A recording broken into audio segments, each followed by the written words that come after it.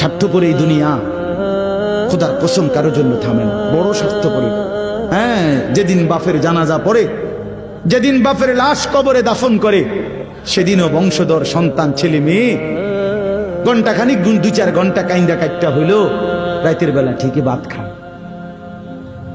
হ্যাঁ, পাশের ঘর থেকে খানা আনে, বাবারা ঠিকই খায়। স্বার্থপর দুনিয়াতে থামে না রে ভাই, থামে না দুনিয়া। ওই জন্য আমাদের কারোর জন্য থামবে না। তুমি আমি মরে গেলে শেষ। আবারও বলছি এই কথা, আমি মরে গেলে এরপরে পৃথিবী যত আধুনিকে হোক না কেন, আমার কি কথা বুঝছিনি? আমি মরার পরে যদি সবার ঘর স্বর্ণের বাড়ি হয়ে যায় তো আমার লাভ হইল কি?